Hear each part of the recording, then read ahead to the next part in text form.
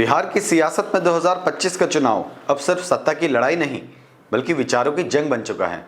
एक तरफ नए चेहरे मैदान में उतर रहे हैं, वहीं दूसरी तरफ पुराने खिलाड़ी अपनी रणनीति बदल रहे हैं।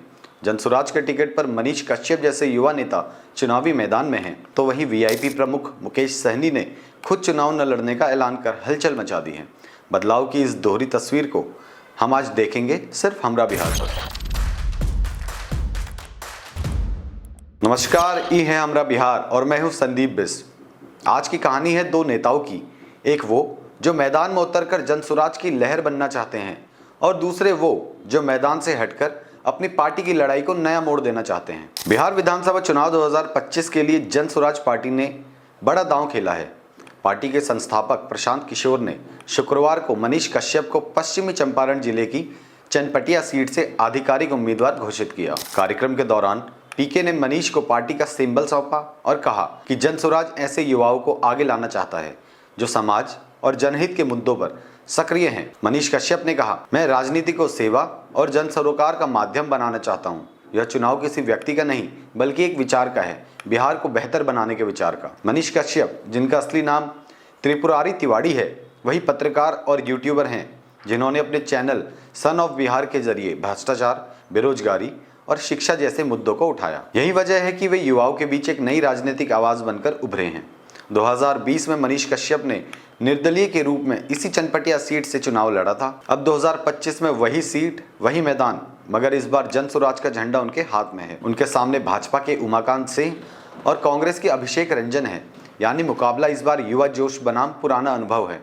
जहां मनीष कश्यप राजनीति में नई दिशा देने की बात कर रहे हैं, वहीं बिहार के एक और नेता ने चौंकाने वाला फैसला लिया है। जी हां, मुकेश सहनी महागठबंधन में सीटों के बंटवारे को लेकर चल रहे असमंजस के बीच विकासशील इंसान पार्टी यानी वीआईपी प्रमुख मुकेश सहनी ने शुक्रवार को बड़ा बयान दिया है। उन्होंने साफ कहा, इस बार मैं खुद चुनाव नहीं लड़ूंगा बल्कि अपने उम्मीदवारों के लिए प्रचार करूंगा। राहुल गांधी की ओर से उन्हें राज्यसभा सीट का ऑफर मिला, लेकिन मुकेश सहनी ने ठुकरा दिया और कहा, मुझे डिप्टी सीएम बनना है। यानी उनकी नज़र अब बिहार की मुख्य सत्ता पर है, सिर्फ सांसद की कुर्सी पर नहीं। सूत्रों के मुताबिक मुकेश सहनी ने इसको लेकर राहुल गांधी को एक पत्र भी लिखा, जिसमें उन्होंने कहा कि महागठबंधन ने वादे के अनुसार सीटें नहीं दी।